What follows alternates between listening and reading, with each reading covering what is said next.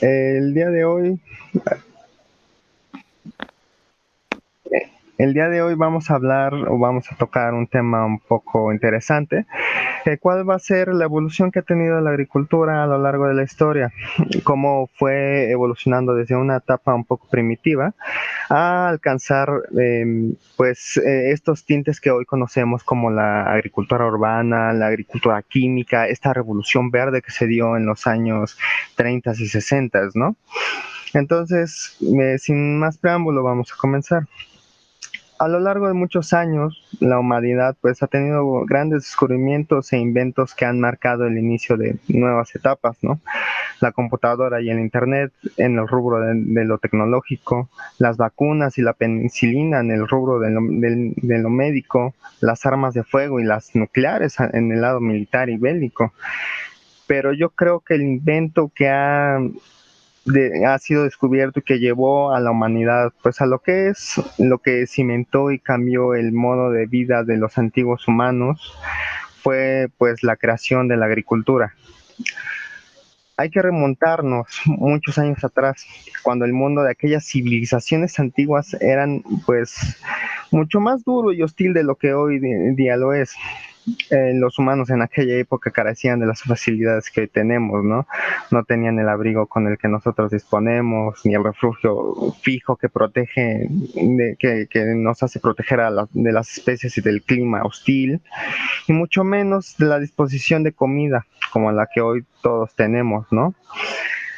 Antes, si querías comer algo, o lo cazabas o te tocaba buscarlo en el vasto campo para poder recolectar. Eso sí había suerte, claro está, pues era muy probable que un depredador te cazara o un herbívoro te dejara sin alimento vegetal. El medio ambiente en la tierra no resultaba apreciablemente alterado por la existencia del hombre primitivo. Las razones eran muy fáciles. La tecnología primitiva del hombre era muy limitada y sus utensilios de piedra, de madera, para cavar y cazar, pues sí competían con los colmillos de los mamuts y la zarpa de los tigres, pero no eran ciertamente muy superiores. Y número dos, la población del hombre primitivo era muy reducida. Con esto anterior dicho, se cree que el hombre empezó a manipular la tierra y la naturaleza gracias a la observación y curiosidad de esta humanidad primitiva. Gracias a su naturaleza nómada se pudieron haber pues percatado de dónde caía un fruto o la semilla de alguna planta a la tierra. Después de un tiempo, al regresar a esa zona, había una nueva planta en el mismo lugar donde la semilla o fruto había caído, ¿no? Es así por medio de esta observación empírica que estas civilizaciones hayan podido manipular qué plantas querían que creciesen en un lugar específico, creando de manera inconsciente uno de los inventos que sedimentaría, perdón, a muchas grandes civilizaciones a lo largo del tiempo, que fue la agricultura.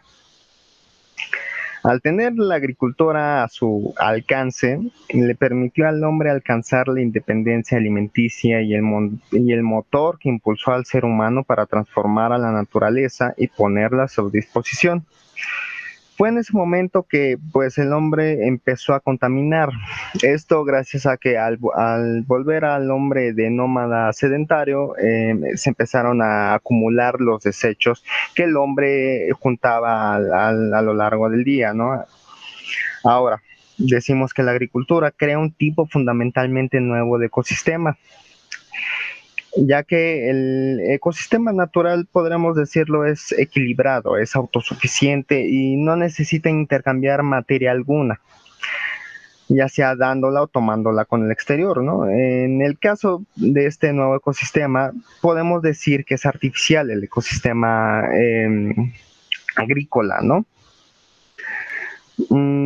Ya que requiere forzosamente que la actividad humana, requiere pues la actividad humana para poder subsistir, cosa que no ocurre con los ecosistemas naturales, ¿no? Ya que en este ecosistema puede ser posible gracias a que se cultivan solamente las plantas que son necesarias para el hombre, el uso de fertilizante, de un sistema de riego y el de alejar a los depredadores de las tierras de cultivo. Si alguno de estos postulados falla, es muy probable que el ecosistema sea destruido. Otra característica de este pues, nuevo ecosistema agrícola es que es homogéneo. Con esto podemos decir que solo se permite el crecimiento de una sola especie, más o menos como lo que estamos viendo hoy en día, ¿no? En los campos en donde solamente se siembra maíz, trigo, cebada, en hectáreas y hectáreas de tierra, ¿no? Cada pues, civilización hizo suya esta técnica, desde la antigua Mesopotamia, el lugar donde se han registrado los más recientes restos antiguos de cultivos, llegando hasta la antigua Roma, ¿no? Una civilización muy importante.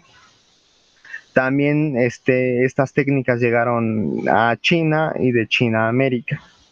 Un ejemplo claro es el sistema agrícola de los olmecas.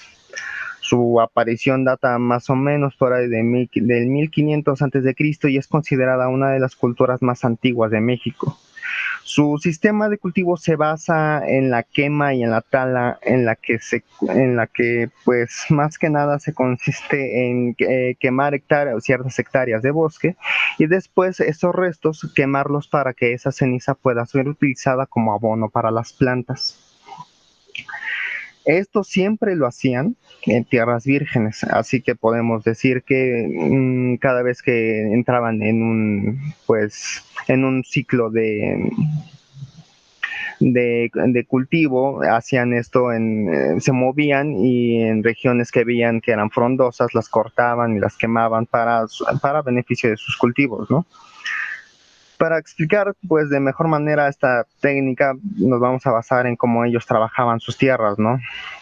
Los olmecas en general tenían dos grandes cosechas en el año.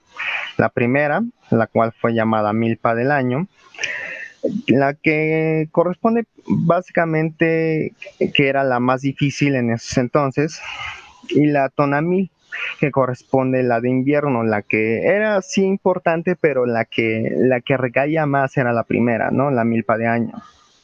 Según los calendarios olmecas estudiados, la limpieza del terreno se llevaba a cabo durante marzo. Se quemaba la vegetación durante mayo, el mes más seco, y el cultivo iniciaba en junio. La cosecha solía realizarse entre mediados de noviembre y diciembre, mientras que la tonamil se iniciaba el cultivo en enero. Hay que recordar que la tonamil era ese lapso de invierno, ¿no? La cultivaban en enero para cosecharla en mayo y en junio. Entonces podríamos decir que prácticamente todo el año lo hacían pues un año muy laboralmente hablando agrícolamente, ¿no? Vamos aquí a hablar o explicar un poco lo que ellos hacían, que es la milpa. En la milpa es considerada uno de los sistemas más prometedores, ya que prácticamente sin ningún estudio como nosotros los conocemos, ¿no? De estos de que vamos a estudiar una especie de planta y vamos a ver qué relación tienen con las demás. Esta civilización antigua mexicana ya lo tenía definido, o más bien sí, podríamos decirlo, ya lo tenía definido de qué plantas se iban a sembrar y cosechar en un mismo lugar y que se beneficiaran las unas con las otras, ¿no? En primer lugar, vamos a poner que aquí está el frijol. El frijol tiene una propiedad muy, pues, atractiva, ya que son fijadores de nitrógeno. Ese nitrógeno les ayuda a cualquier planta a crecer. Entonces, cada vez que plantaban frijol, estaban ayudando a que las demás plantas de la milpa fueran beneficiosas al que el frijol empezara a fijar el nitrógeno. También utilizaban el maíz, esta siembra que es larga y que protegía a los cultivos un poco más susceptibles al sol y los ponía en una sombra muy agradable. También está la calabaza, una planta pues un poco más a flor de piel, a flor de tierra, que ayudaba a que la tierra no se secara tan rápido. Eso gracias a que tanto la sombra que daba el maíz como esta cobertura que hacía la calabaza, pues mantenía cierta humedad en el terreno, ¿no? Y también, como no, también tenían el chile. El chile, pues prácticamente no tiene como que un beneficio para las otras plantas, pero déjenme decirles que cada una de estas plantas que acabamos de ver, también aquí podemos ver que está el quelite, cada una de estas plantas pertenece a una familia botánica muy diferente. El frijol es una leguminosa, el maíz es una fabácea, creo, creo yo. Ahorita se me fue la onda, perdón. La calabaza, que es de otra familia botánica muy diferente a la del chile, entonces eso hace que no haya una competición de alimentos, una competición podríamos decir, de los recursos que la tierra provee, ¿no? Ahora, uy, ahora vamos a ver, como ya hemos dicho y visto aquí, sus principales productos pues cultivados fueron el maíz, los frijoles, la calabaza, el chile, también sembraban mucho el tomate, lo domesticaron a lo largo de mucho tiempo. Pero yo creo que el maíz fue el que fue más destacado, ya que para los olmecas este había adquirido una importancia casi divina, ¿no? Haciendo que grandes extensiones de sus tierras ocupadas pues fueran de este producto.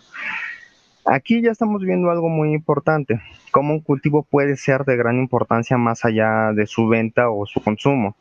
Pues la agricultura olmeca permitió no solo un efectivo método de subsistencia, sino también un precedente que dio lugar al desarrollo de nuevas tecnologías e inclusive rituales. Solo hay que ver cómo muchas de sus prácticas, inclusive adoraciones por ciertos cultivos, se repiten en otras culturas que existieron en México. En este caso, pues la cultura maya que hacía exactamente la misma práctica de tala y quema que los olmecas. Inclusive idearon un nuevo método agrícola, campos elevados para sus cosechas. Estos eran comunes en las áreas donde el suelo estaba naturalmente hidratado, lo que hacía que solo se necesitara excavar franjas a lo largo de la zona de cultivo para que el agua fluyese a través de estos. Aunque después de muchos años, allá por el 1340-43 aproximadamente, los mexicas adoraban a Xilonen, una diosa del maíz. Y también asombraron pues, a los españoles y prácticamente siguen asombrando a todo mundo pues de cómo fundaron Tenochtitlan, una ciudad fundada pues en el agua y si no fuera poco, su técnica de agricultura que tenían pues eran prácticamente parecidas a islas, ¿no? Estas islas que muchos españoles consideraron que eran como flotantes, ¿no? Es, ¿No? Entonces aquí podemos ver que no solamente la agricultura ayuda a que estas antiguas civilizaciones tengan como que un recurso para ellos, ¿no? Un recurso alimenticio, una independencia alimenticia, sino también funge en puntos importantes para su cultura. Y quiero plantearles algo. ¿Qué pasaría si en vez de que los olmecas, los mayas, inclusive los mexicas no hubieran sembrado maíz? ¿Qué planta hoy en día nosotros comeríamos? Porque a final de cuentas, a lo largo del tiempo, pues, este cultivo sigue estando muy presente, no solamente en nuestra dieta, sino también muy presente en muchos productos a nivel nacional, inclusive a nivel internacional, ¿no? Entonces, ¿qué hubiera pasado, no? Que nuestras antiguas civilizaciones, pues, no hayan cultivado esta famosa planta, este famoso cereal, ¿no? Ahora, si nos damos cuenta, la mayoría de las especies que pues se cultivaron y domesticaron en aquellas épocas, hoy en día constituyen, pues como dije, ¿no? La base de la alimentación de muchos mexicanos, ¿no? El maíz principalmente, el tomate, el frijol, igual de principal, el chile. Entonces, nos acabamos de referir hace pues un momento de que domesticaron las plantas, pero para entender este término hay que plantear lo siguiente. Se me pasó esta diapositiva, perdón. Este, Antes de continuar con lo que le estaba diciendo, como le estaba comentando, este cultivo fue muy importante, ya que según el libro maya, el Popol Vuh, algo que podríamos pues describir en que los mayas habían planteado cómo se formó la tierra, más o menos como la Biblia, ¿no? En el Popol Vuh detalla que la creación del hombre, el hombre que nosotros conocemos, porque en el Popol Vuh se habían hecho otras creaciones del hombre, pero que habían sido pues hechas con defectos. El hombre perfecto fue a partir pues del maíz, ¿no? Pero bueno, ahora sí, perdón, se me pasó y ahorita que le cambié la diapositiva apenas me recordé, ¿no? Aquí pues, también podemos ver algunas ilustraciones de cómo se formaban estas chinampas, ¿no? Estas islas flotantes que inclusive pues asombraron a los españoles cuando vinieron, inclusive siguen asombrando ya que esta práctica se sigue utilizando el Valle de México, más precisamente en Xochimilco. Aquí tenemos a la diosa del maíz, Mexica. Y bueno, ahora sí. Vamos a empezar con la evolución de la domesticación de los cultivos, ¿no? Ahora, para poder entender muy bien qué es una domesticación de los cultivos, vamos a poner como ejemplo al teocincle, que podríamos decir que es el antepasado del maíz. El teocincle es una planta que nace de manera silvestre en nuestro país y pues aún hoy en día, ¿no? Como podemos ver, no tiene muchas similitudes con el maíz, la verdad, ¿no? Bueno, aquí podríamos decir que ya hay un poco más de similitud, pero déjenme explicarles por qué, ¿no? Se cree que este cereal salvaje, podemos decirlo, fue utilizado de la misma forma en la que hoy utilizamos el maíz, ¿no? Pero fue que de esto, pero ¿cómo fue que de esto pues llegó a prácticamente, cómo fue de esto fue llegando a esto, ¿no? Esa es la principal pregunta. Bueno, pues muy fácil, ¿no? Nuestros antepasados a la hora de sembrar la planta eligieron las semillas de la planta más grande, más sana y con semillas más grandes o en mejores condiciones, haciendo que pues la nueva planta que brotara tuviera las características de lo que podríamos decir pues es la planta madre, ¿no? Si hacemos este proceso de eliminación y de selección de semillas bajo estas estrictas condiciones durante mucho tiempo, hacemos que las sucesoras tengan características pues mejores a las que el hombre estaba buscando. Un ejemplo lo podemos ver en la imagen, ¿no? Este es el teocincle, el original, lo que podríamos decir el teocincle base.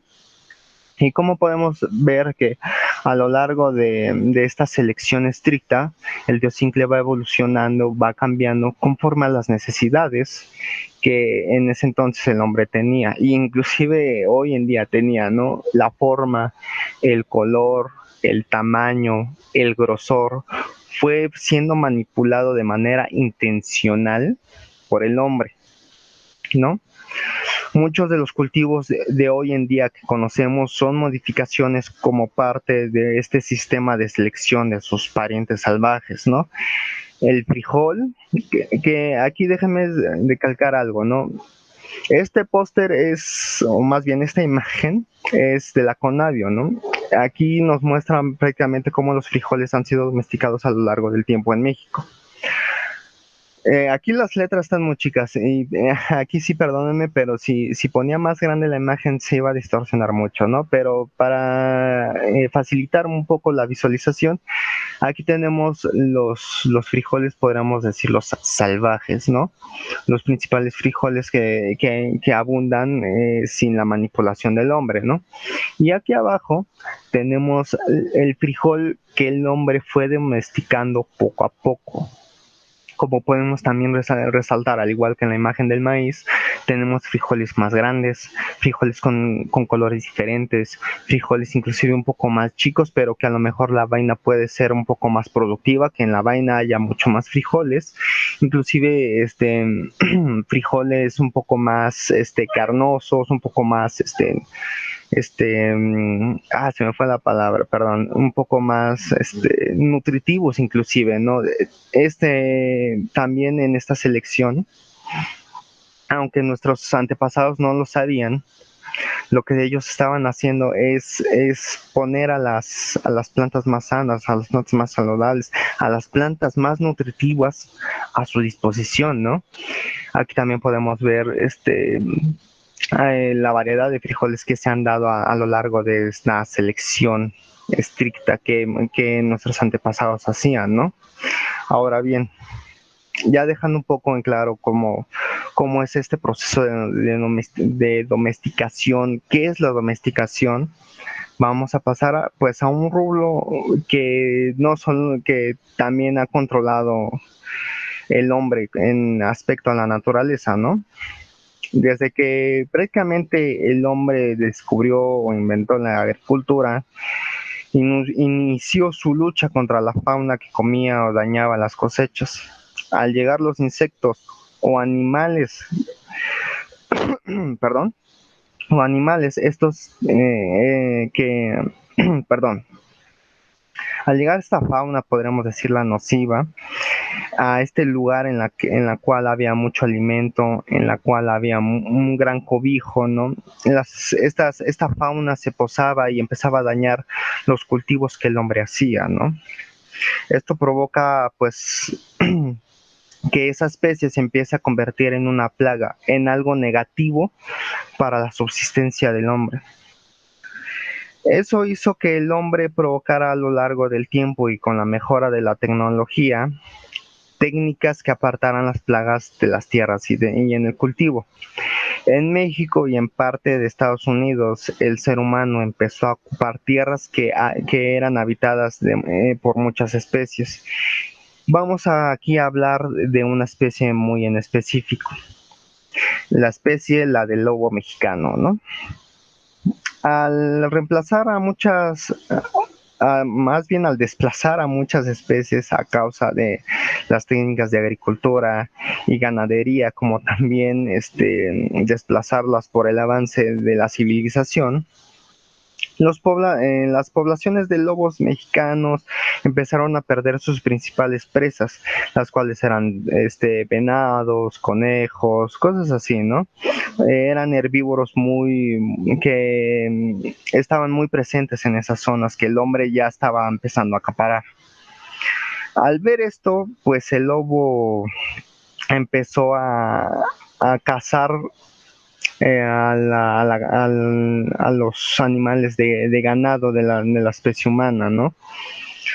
Prácticamente el lobo fue orillado a cazar ¿cómo se llama? A estas especies, más que nada para su propia supervivencia, lo que provocó que fuera un problema para los principales ganaderos y agricultores de la zona, ya que al ver que este lobo empezaba a consumir prácticamente su fuente de empleo, su fuente de subsistencia, lo que hicieron estas personas, estos mexicanos, inclusive estos estadounidenses, fue dar caza indiscriminadamente a este lobo, ¿no? Hoy en día conocemos prácticamente lo que los resultados de esta indiscriminada caza. Prácticamente el lobo mexicano estaba casi a nada de ser extinto, afortunadamente gracias a planes para poder salvarlos. Es como se está empezando a repoblar estas zonas, inclusive otras zonas para poder repoblar la población del lobo mexicano, ¿no? Aquí podemos ver sin alguna una acción total y completamente radical de lo que es deshacerse de una plaga, deshacerse de una especie que prácticamente te está dañando, ¿no? También podemos dar como ejemplo algo muy interesante, ¿no? Más o menos con el pasar de los años y el inicio de una pues revolución verde, esta revolución, para dar un poco en pie, se trató de plantar en grandes hectáreas una gran cantidad de cultivos. Esto con la ayuda de las nuevas tecnologías que en ese momento se tenían, ¿no? El tractor, las avionetas. Ya no se usaban animales como se conocían en esta agricultura pasada, ¿no?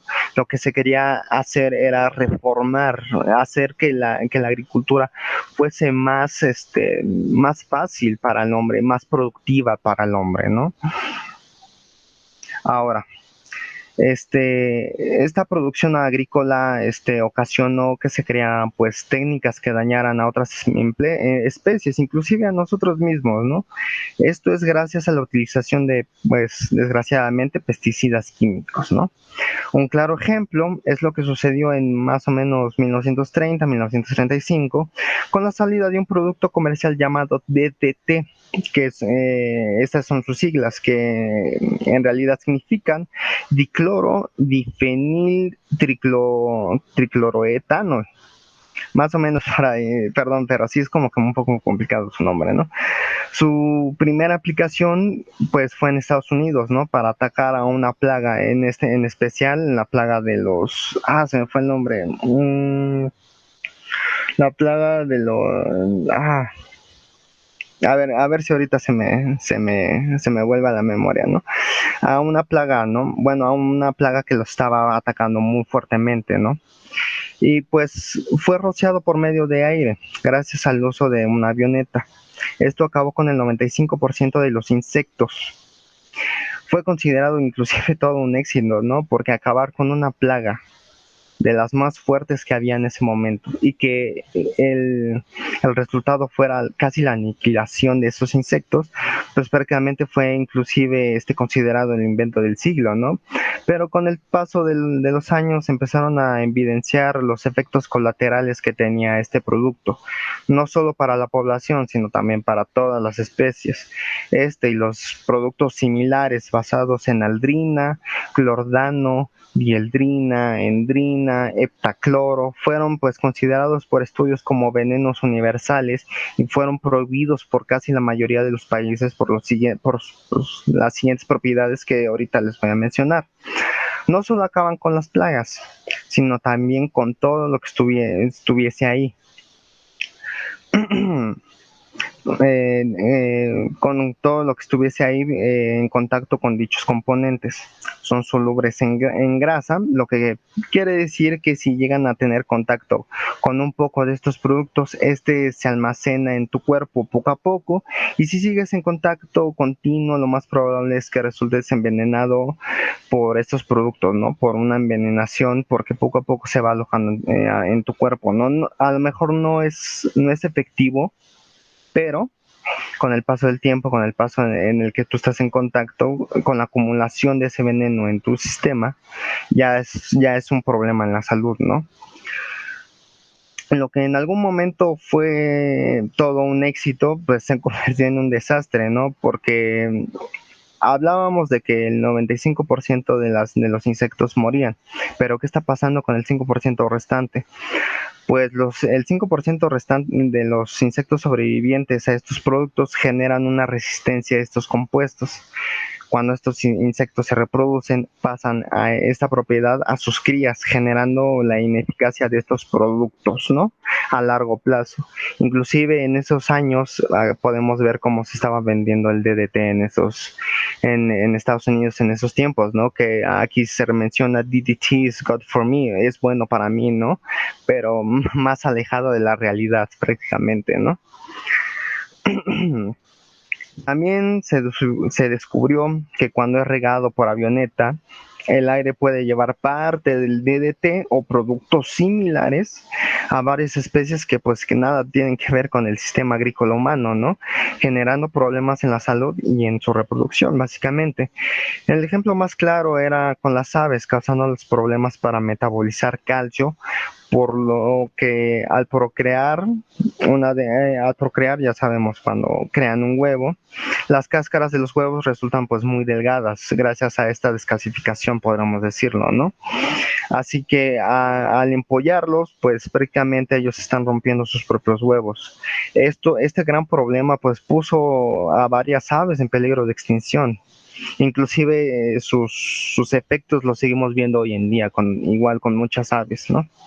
Afortunadamente y con el paso de muchos estudios y de tiempo, pues se han generado afortunadamente muchas alternativas de pesticidas, ¿no? Entre ellos se encuentran el control de plagas por medio de depredadores. Para ejemplificar esto, supongamos que nosotros tenemos una plaga de pulgones en nuestras plantas y para poder erradicarlas o mermarlas, esta plaga debemos introducir un depredador natural de ellos, ¿no?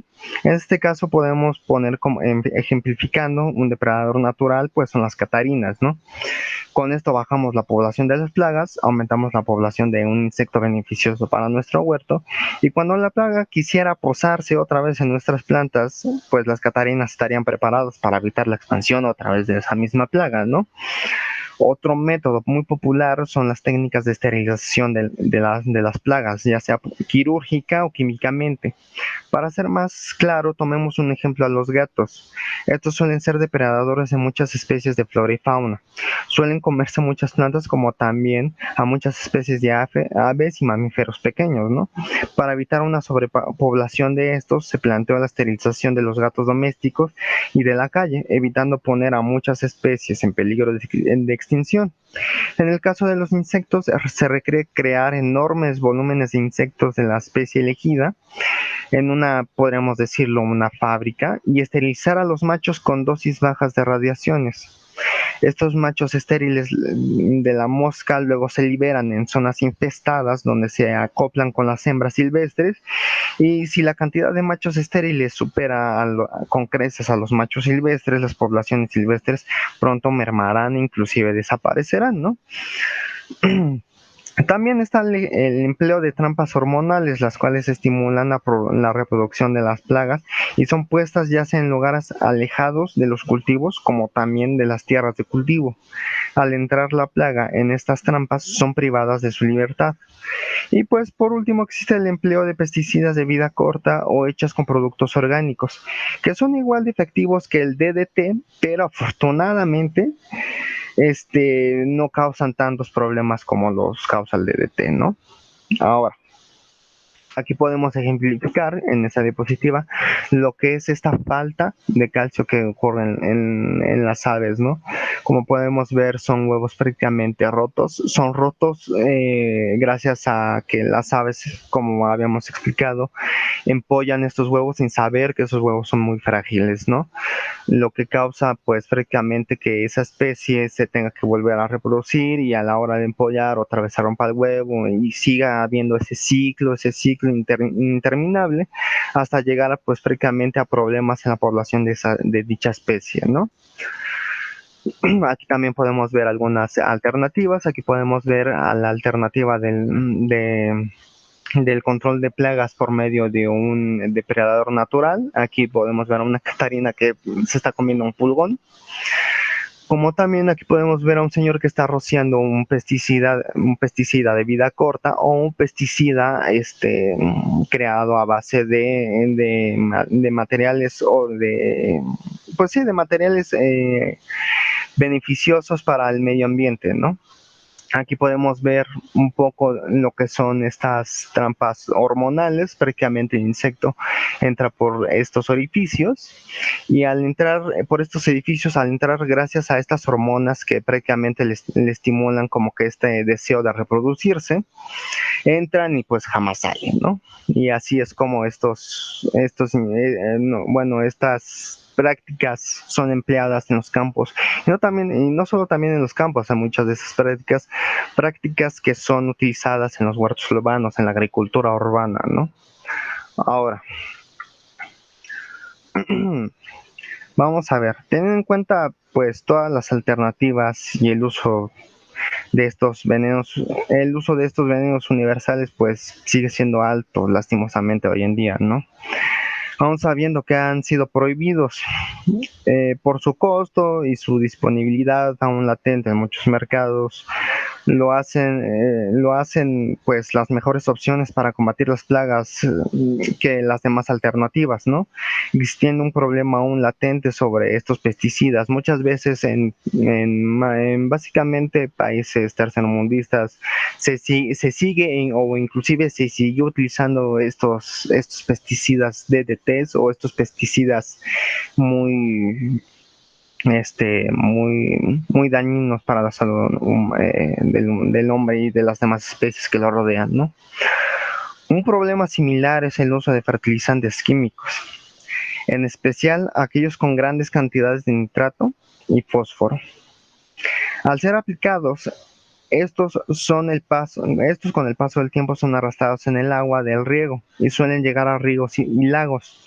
Ahora, el nitrato es directamente venenoso para el ser humano, por lo que muchas autoridades sanitarias han enfatizado los problemas que pueden causar en su aplicación.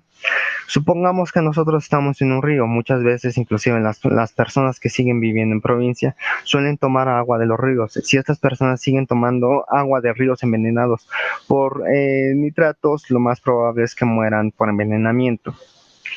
Por su parte, el fosfato en grandes cantidades en un río o un lago puede fomentar el crecimiento de varias algas. Si el agua del lago o el río con anterioridad fue clara, con el fosfato se mostrará sucia e impura gracias a estas algas. Si esta contaminación por fosfato continúa o aumenta, más reproducción de algas u otras plantas acuáticas destruirán el lago. En un tiempo relativamente corto, el lago va a adquirir características pues verdosas, así como si estuviese sucia, vaya, ¿no? Entonces, en un tiempo relativamente corto, el lago va a adquirir características que naturalmente no tendrían que pasar hasta cientos de miles de años, ¿no? Este proceso se llama eutrofización, en el cual el lago deja de existir en ese lugar y estará completamente lleno de tierra ahora, ¿no? Y de plantas, ¿no? En este rubro, la creación y la utilización de fertilizantes orgánicos suelen ser la mejor idea, ¿no? Además de ayudar a la estructura de la tierra y aportar los nutrientes necesarios para los cultivos, no causa algún daño para el medio ambiente como nosotros lo estamos viendo, ¿no? Lógicamente, esta es la característica de un río o un lago que está en esa etapa, ¿no? Vemos que su agua es sucia, que a lo mejor visiblemente está sucia, pero en realidad tiene mucha vida vegetal dentro de ella, ¿no? Ahora, también podemos ver un gran ejemplo de fertilizantes orgánicos, ¿no? Aquí podemos ver una composta, que es la utilización de materia orgánica para la creación de un abono rico en nutrientes y que pueda, pues, ayudar a nuestras plantas y a la tierra, ¿no? En la estructura de la tierra. Como también aquí podemos ver una técnica muy famosa que se está usando últimamente en los campos, que es la utilización del abono bokashi, un abono a base de ingredientes orgánicos, que es mucho más rápido, inclusive se cree que es mucho más eficiente que la composta, ¿no? Otro problema en la agricultura en recientes años es la agricultura intensiva, ¿no? La cual hace que la vida silvestre y autóctona se desplace, se desplace o desaparezca con el continuo uso de vastas tierras para cultivar. El monocultivo, el cual es la siembra de una sola planta en grandes hectáreas, lleva inestabilidad entre los animales, las plantas y el suelo. El equilibrio de la naturaleza se altera a causa de que la tierra está siendo utilizada de manera intensiva. Eso hace que broten pestes y enfermedades para los cultivos y también empobrecer las condiciones del suelo. Al solo haber mucho de un solo cultivo, la tierra poco a poco va careciendo de los nutrientes que necesitan las plantas, haciendo inviable para sostener vida. Solo echamos un vistazo a los grandes desastres agrícolas a lo largo de la historia, gracias a la búsqueda de hacer más eficientes y productivos los terrenos. La región del Tigris y el Éufrates, que fue deforestado por prácticas agrícolas, al igual que la región del Sindh en la India antigua, y ahora en la India actual existe un sobrepastoreo que está generando un problema en los suelos, ¿no? Aquí podemos ver el claro ejemplo. Esta no es una imagen del Tigris y el Éufrates. Obviamente el Tigris, este problema pasó hace muchos años, y inclusive ese problema ocasionó como resultado un problema que aún sigue latente en esa región, ¿no? Pero podríamos ejemplificar mucho lo que pasó en el Tigris y en el Éufrates con esto, ¿no? Una gran deforestación para ocuparlos para tierras para cultivo, ¿no? En la India actual, esta sí es una foto real, ¿no? Este sobrepastoreo. En la India, como ustedes saben, o por si no lo sabían, la vaca es considerada divina. Entonces la dejan pues pastorear en cualquier lugar, ¿no? Esto hace que mientras ellos tengan más vacas, mientras haya más vacas en el lugar, ellas más comen, lo que hace que el pasto tenga que volver a brotar, lo que hace que también empobrezca la tierra de los nutrientes, que hace que el pasto vuelva a crecer, haciendo que prácticamente la tierra se vuelva pues infértil, ¿no? Ahora, este día pues quise tocar este tema en esta plática, porque en años recientes mucha gente se está animando más que nada a traer la agricultura de una manera más diferente a la que se ha estado contando, en la cual tiene un poco de todo, de las técnicas que se han hecho en la historia. Una agricultura más apegada a la naturaleza para ayudar, pues, ayudada de las nuevas tecnologías que disponemos hoy en día. Y pues esta nueva agricultura, que se le llamó agricultura urbana, pues está destinada a espacios pocos convencionales a los que la agricultura en el campo está, bueno, a lo que estamos acostumbrados en la agricultura en el campo, ¿no? Y está empezando a revolucionar de manera en la que nos proveemos de dichos artículos agrícolas sin tomar más de lo que necesitamos, intentando recobrar el balance que hemos casi destruido con las prácticas y acciones que hemos nombrado anteriormente, ¿no? Y pues también intenta como que recuperar ese balance que nosotros hemos estado ocasionando con los problemas ambientales que se han visto a lo largo del mundo, como también como lo vimos en la charla anterior, con los problemas ambientales que hemos creado en la Ciudad de México, ¿no? La agricultura urbana y prácticamente los huertos urbanos están siendo una opción muy popular y muy accesible para poder poner nuestro granito de arena, ¿no? Y para poder cambiar y ser más conscientes de lo que prácticamente nosotros estamos haciendo, ¿no? Y pues muchas gracias por estar aquí. Sí, les quería decir que si tienen alguna pregunta, alguna duda, alguna aclaración sobre lo que hemos tratado en esta plática, pues se los agradecería que lo expusieran, que me lo dijeran, ¿no? Entonces abrimos esta sección de preguntas y respuestas para ver si alguno de ustedes tiene una pregunta, ¿no? Pueden abrir su micrófono sin ningún problema.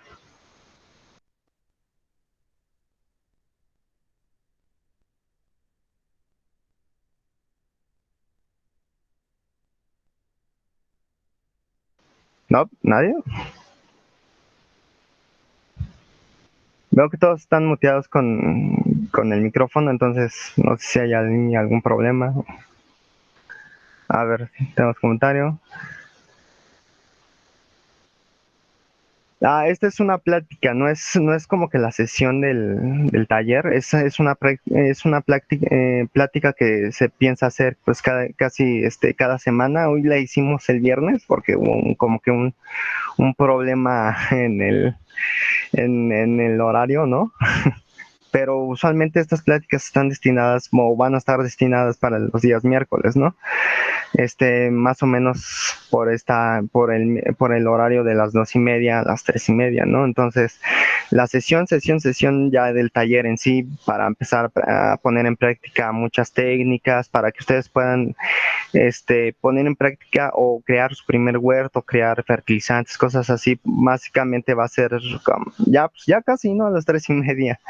Entonces, sí, estas prácticas están destinadas pues a tomar temas como que sí un poco importantes para la sociedad, temas que nosotros podríamos estar viendo y trabajando a la par de lo que nosotros estamos viendo en el taller, y es algo muy importante, ¿no? Porque muchas veces nosotros consideramos que nuestras acciones son, no repercuten en el medio ambiente, y más que nada pues todo lo contrario, ¿no? Todas las acciones que nosotros hacemos con el día a día repercuten en el medio ambiente, repercuten en las especies con las que estamos en contacto, y también repercuten muy gravemente en la salud de nosotros, ¿no? Principalmente, ¿no? ¿Alguna otra pregunta, aclaración que tengan? Sí, sí pueden ponerla aquí en los mensajes, o que la puedan decir por el micrófono.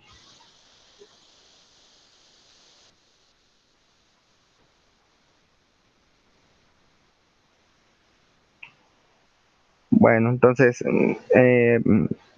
dejaremos esta plática por concluida. Me da mucho gusto verlos a todos ustedes que hayan podido estar aquí presentes, que hayan podido escuchar un poco de esta práctica.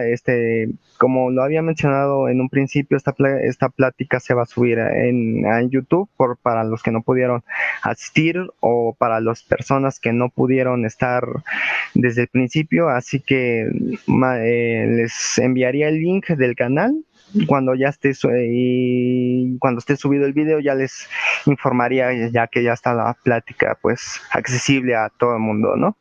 Y pues nada, ¿no? Muchas gracias por estar aquí, y no se vayan, no se vayan. Nada más sí pedimos que ya se corte la grabación. No se vayan. Ahorita nos vamos para la otra reunión. Córtale, mi chavo. Nos vamos para la otra reunión.